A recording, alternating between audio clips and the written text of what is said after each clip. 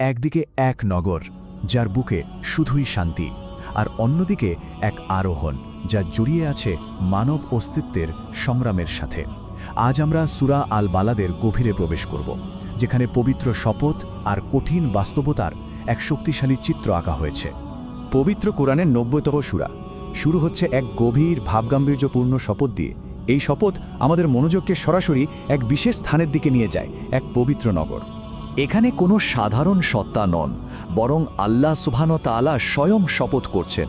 তিনি শপথ করছেন সেই পবিত্র নগর মক্কার, যা এই পৃথিবীর বুকে প্রশান্তির এক কেন্দ্রবিন্দু এবং যেখানে তার প্রিয় নবী হযরত মুহাম্মদ সাল্লাল্লাহু আলাইহি ওয়াসাল্লাম বসবাস করতেন।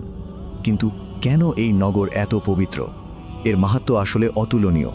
এটা শুধু একটা ভৌগোলিক স্থান নয়, বরং এটা ঈমানের কেন্দ্র। এখানেই আল্লাহর ঘর কাবা অবস্থিত। এই মাটির নবীদের পদচারণায় ধন্য, আর স্বয়ং আল্লাহ একে নিরাপত্তা ও শান্তির আশ্রয়স্থল হিসেবে ঘোষণা করেছেন। এই শপথের মাধ্যমে আল্লাহ নগরটির সর্বোচ্চ সম্মান প্রতিষ্ঠা করছেন। এই মহান শপথগুলোর পর আল্লাহ সেই মূল সত্যটি উন্মোচন করছেন, যার জন্য এত আয়োজন, আর তা হল মানব জীবনের এক সার্বজনীন বাস্তবতা। আল্লাহ বলেন, নিশ্চয়ই আমি মানুষকে সৃষ্টি করেছি শ্রম নির্ভর করে। এই কাবাদ শব্দটা মানুষের পুরো জীবনকে যেন এক ফ্রেমে বেঁধে ফেলেছে। মায়ের গর্ভে থাকা থেকে শুরু করে জন্ম, বেড়ে ওঠা, জীবিকার খোঁজ আর অবশেষে মৃত্যু, জীবনের প্রত্যেকটা ধাপই তো এক একটা সংগ্রাম। এই সংগ্রাম কিন্তু শুধু কষ্ট নয়, বরং এটা মানুষের বেড়ে ওঠার আর পরীক্ষার একটা মাধ্যম।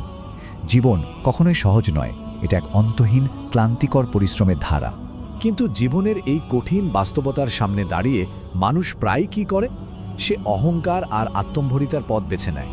সে ভুলে যায় যে তার শক্তি আর সম্পদ কতটা সীমিত। যখন তার হাতে সম্পদ আসে, সে দম্ভ করে বলে, আমি তো রাশি রাশি সম্পদ উড়িয়ে দিয়েছি। সে তার সম্পদকে আল্লাহর আমানত হিসেবে দেখে না, বরং দেখে নিজের ক্ষমতা আর মর্যাদার চিহ্ন হিসেবে। সে ভুল করে ভাবে যে এই অপচয়ই তার শক্তির প্রমাণ। আর ঠিক তখনই এই দাম্ভিকতার জবাবে আল্লাহ এক ধারালো প্রশ্ন ছুড়ে দেন। সে কি সত্যি মনে করে যে তার এই কাজগুলো কেউ দেখছে না? এই অহংকার জন্মায় এই বিশ্বাস থেকে যে তার কাজগুলো সর্বদ্রষ্টা আল্লাহর দৃষ্টির আড়ালে রয়ে গেছে। কিন্তু আল্লাহ তাকে মনে করিয়ে দিচ্ছেন, তিনি সবকিছুই দেখছেন, সবকিছুই জানেন। আল্লাহ কিন্তু এখানেই থেমে যাননি। তিনি এরপর সেই অহংকারী মানুষটাকেই মনে করিয়ে দিচ্ছেন তার অনুগ্রহের কথা। তিনি তাকে শুধু সৃষ্টি করেই ছেড়ে দেননি, বরং পথ চলার জন্য নির্দেশনাও দিয়েছেন। আল্লাহ তাকে তার নিজের অস্তিত্বের কথাই মনে করিয়ে দেন। তিনি প্রশ্ন করেন, আমি কি তার জন্য সৃষ্টি করিনি দুই চোখ, একটি জিহ্বা ও দুটি ঠোঁট? যে অঙ্গগুলো দিয়ে সে দেখে, কথা বলে আর অহংকার করে, সেগুলোও তো আল্লাহরই দান। এই শারীরিক ক্ষমতাগুলো দেওয়ার পর আল্লাহ বলেন, এবং আমি তাকে দুটি পথ প্রদর্শন করেছি, ভালো আর মন্দের পথ, কল্যাণ আর অকল্যাণের পথ। দুটোই মানুষের সামনে একদম স্পষ্ট করে দেওয়া হয়েছে, আর পথ বেছে নেওয়ার স্বাধীনতাও তাকেই দেওয়া হয়েছে। এই দুটো পথ কিন্তু একেবারে বিপরীত। একটা পথ দেখতে খুব সোজা, খুব আকর্ষণীয়, যা প্রবৃত্তির ডাকে সাড়া দেয়, কিন্তু তার শেষটা অধঃপতন। আর অন্য পথটা অনেক কঠিন, খাড়া চড়াইয়ের মতো, কিন্তু এই পথই মানুষকে মর্যাদার সর্বোচ্চ শিখরে নিয়ে যায়। এরপর সূরাটি আমাদের সামনে তুলে ধরে সেই কঠিন কিন্তু মর্যাদাপূর্ণ পথটির বিস্তারিত বর্ণনা, যে পথটা ওই অহংকারী মানুষটা এড়িয়ে গিয়েছিল। আল্লাহ এখানে আবার প্রশ্ন করে এই কঠিন পথের গুরুত্ব তুলে ধরছেন, আর কিসে আপনাকে জানাবে সেই দুর্গম গিরিপথটি আসলে কি।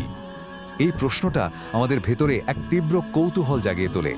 তো কি সেই কঠিন পথ? সেটা হলো নিঃস্বার্থ মানবিকতার পথ। এটা হলো কোনো দাসকে মুক্ত করা, দুর্ভিক্ষের দিনে যখন নিজেরই খাদ্যের অভাব, তখন ক্ষুধার্তকে খাবার দেওয়া, নিকটাত্মীয় কোনো এতিমের দায়িত্ব নেওয়া, আর চরম দারিদ্র্যে ধুলোয় মুছে যাওয়া কোনো মানুষকে সাহায্য করা। এই কাজগুলোই হলো সেই দুর্গম চড়াই পার হওয়া। তবে এই মহান কাজগুলোই কিন্তু সব নয়। এগুলোকে দাঁড় করিয়ে রাখতে হলে একটা মজবুত ভিত্তির প্রয়োজন হয়, যার উপর এই সমস্ত আমল টিকে থাকে। আর সেই ভিত্তিটা হলো ঈমান। এইসব ভালো কাজ করার সাথে সাথে তাকে ঈমানদারদের একজন হতে হবে। আর শুধু নিজে ভালো হওয়াই যথেষ্ট নয়, বরং মুমিনদের সমাজে একে অপরকে ধৈর্য ধরার এবং আল্লাহ সৃষ্টির প্রতি দয়া করার উপদেশ দিতে হবে। এভাবেই ঈমান আর সহানুভূতির ভিত্তিতে এক আদর্শ সমাজ গড়ে ওঠে। সবশেষে সূরাটি আমাদের সামনে তুলে ধরে এই দুই পথের যাত্রীদের চূড়ান্ত পরিণতি, কারণ প্রতিটি পছন্দেরই একটা অনিবার্য ফলাফল আছে। যারা ঈমান এনে সেই কঠিন চড়াইয়ের পথটা বেছে নিয়েছিল তারাই হলো আসহাবুল মাইমানা, ডানপন্থার অনুসারী, পরম সৌভাগ্যবান। তাদের আমলনামা তাদের ডান হাতে দেয়া হবে। আর যারা আল্লাহর নিদর্শনকে অস্বীকার করে সহজ নিচু পথটা বেছে নিয়েছিল তারাই হলো আসহাবুল মাশামা, বামপন্থার অনুসারী, দুর্ভাগ্যা ও অভিশপ্ত। তাদের আমলনামা আসবে তাদের বাম হাতে। যারা বামপন্থার অনুসারী তাদের পরিণতি হলো এমন এক আগুন যা তাদের উপর চারদিক থেকে বন্ধ করে দেওয়া হবে, যেখান থেকে বের হওয়ার কোনো পথই থাকবে না। এটা তাদের পছন্দের চূড়ান্ত আর ভয়াবহ পরিণতি।